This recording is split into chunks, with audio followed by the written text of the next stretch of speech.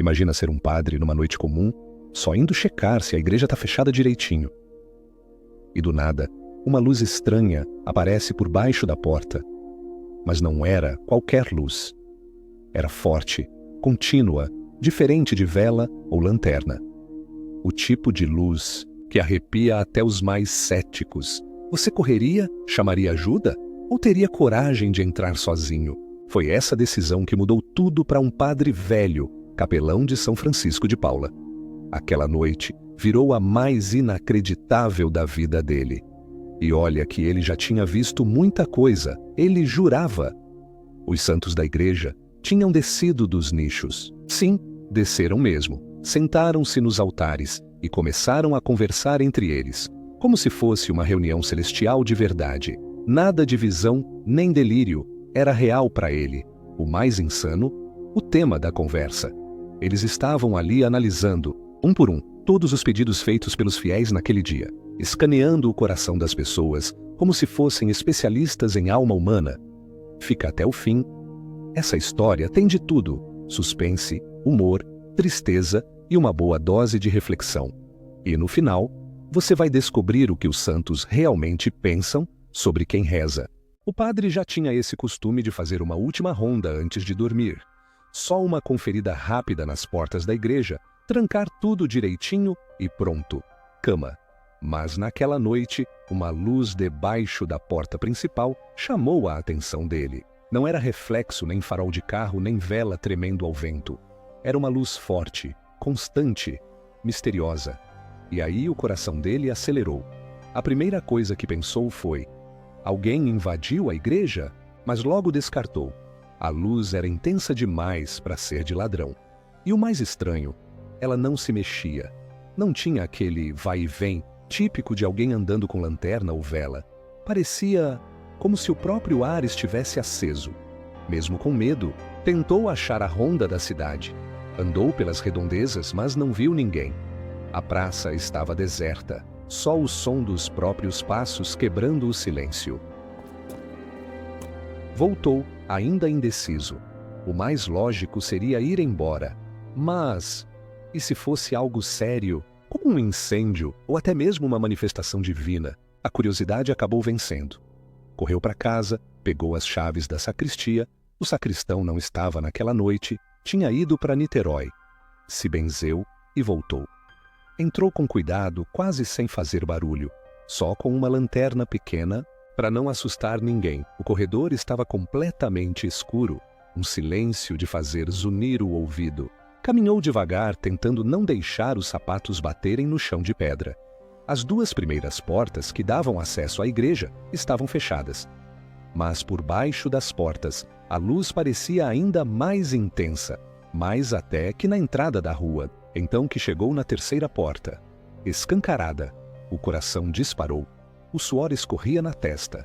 Ele escondeu a lanterna num canto, colocou um lenço por cima, para disfarçar a luz, e se aproximou da entrada encostado na parede. Passos curtos, lentos, controlando a respiração. E aí bateu o pensamento: eu entrei aqui totalmente desarmado. Nenhum cajado, nenhum crucifixo maior, nada. Só a roupa do corpo e a fé no coração. Por alguns segundos ficou ali parado, pensando se devia recuar. Mas o que viu logo depois não dava mais para esquecer, nem voltar atrás. E o que ele viu era simplesmente inacreditável. Dois santos, São José e São Miguel, tinham descido dos seus nichos e estavam ali, sentados nos próprios altares, como se fosse a coisa mais normal do mundo. Mas não eram mais estátuas. Tinham forma humana, real, em tamanho natural. Estavam ali, de verdade, como se tivessem sempre pertencido àquele lugar, vivos. E estavam conversando.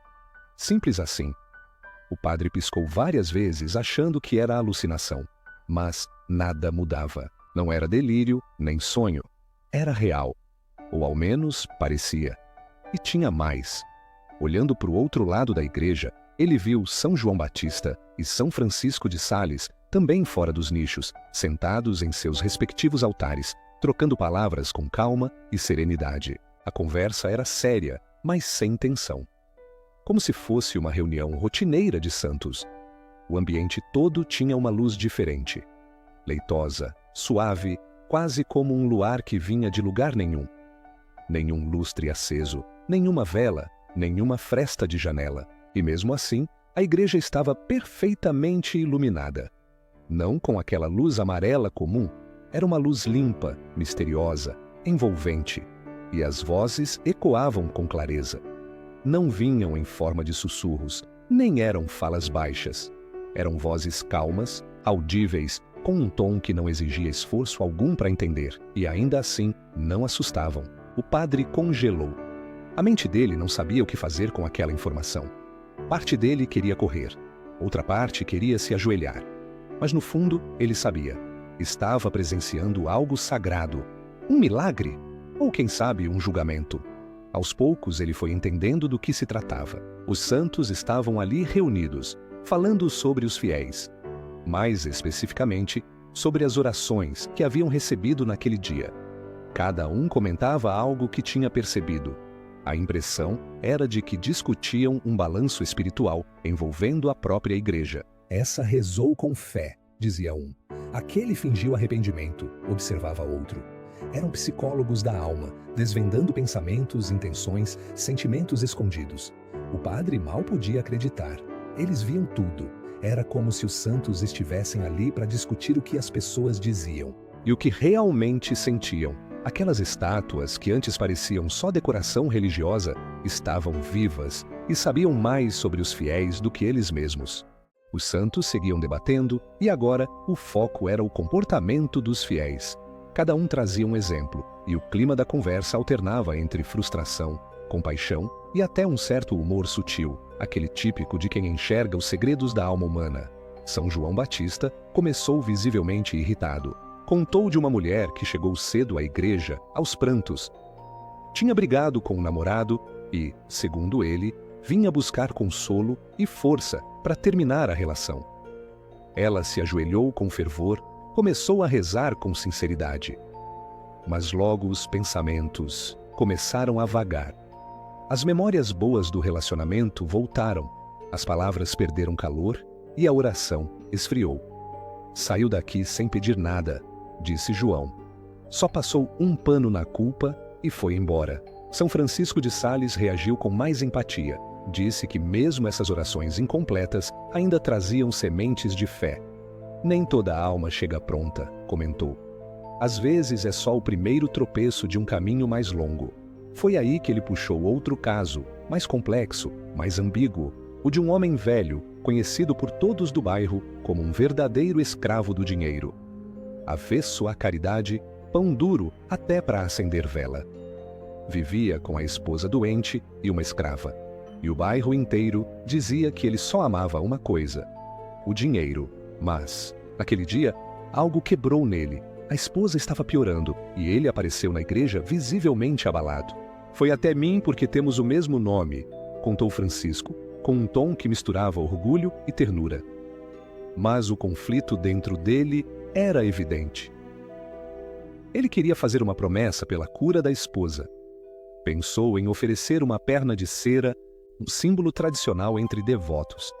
Mas logo em sua mente, aquela imagem se transformou em outra, uma moeda de ouro, e ela ficou ali, girando nos pensamentos dele, reluzente, hipnótica. Enquanto rezava, era só o que ele enxergava. A moeda, seu valor, o custo. A moeda crescia, se multiplicava, como se zombasse dele.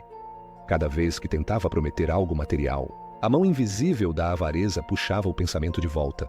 No final, ele prometeu 1000 Pai Nossos e 1000 Ave Marias, uma avalanche de orações, o que ele tinha a oferecer dentro dos limites da própria fé. Foi uma barganha? Perguntou São Miguel. Sim, respondeu Francisco. Mas também foi um pedido sincero. Ele usou a única linguagem espiritual que conhecia, a matemática da oração. Os outros santos ficaram pensativos. A maioria via aquele gesto como pequeno demais, mas São Francisco insistiu que aquilo já era um avanço. O homem se moveu, disse. E isso, às vezes, é tudo o que Deus precisa. O padre, escondido em um canto escuro da igreja, ouvia tudo profundamente abalado. Pensava em quantas vezes tinha rezado apenas por hábito, em quantas palavras dissera de forma automática, sem sequer refletir no que estava pedindo. Ver os santos analisando orações com tanta atenção, como se cada uma fosse uma carta aberta, mexeu com ele de um jeito difícil de descrever. Então veio a dúvida: será que ele também já tinha sido alvo dessas conversas? Será que sua fé, tão rotineira e repetitiva, já havia sido discutida lá no alto? E foi naquele instante, sem que ninguém percebesse, que uma nova oração nasceu dentro dele. Baixinha, discreta, mas verdadeira como nunca antes. O padre não suportou. Aquela experiência foi intensa demais. O corpo simplesmente cedeu e ele desmaiou ali mesmo, sobre o chão frio da igreja. Quando abriu os olhos, já era dia claro. A luz do sol atravessava os vitrais, pintando o chão, com cores suaves. Tudo parecia ter voltado ao normal. Os santos estavam imóveis em seus nichos, como sempre estiveram. Mas dentro dele, algo havia mudado para sempre. Ele se levantou devagar, ainda zonzo, tentando entender se aquilo tudo tinha sido um sonho, um delírio, ou talvez uma manifestação divina. Abriu portas e janelas, deixando a luz entrar com força, como se quisesse limpar a igreja de qualquer resquício daquele mistério. Mas no fundo, sabia. Nada apagaria o que viveu naquela noite. Desde então, nunca mais enxergou uma oração da mesma forma. As palavras ditas no automático perderam o sentido. Ele passou a ouvir com o coração. Porque sabia que alguém, lá, em cima, realmente escuta, julga e compreende. O padre só compartilhou essa história com poucas pessoas, mas sempre encerrava com a mesma frase: reze com verdade, porque os santos escutam e veem muito mais do que a gente imagina. Gostou dessa história? Então, deixa seu like, se inscreve no canal e comenta aqui embaixo. O que você pediria se soubesse que os santos estão ouvindo?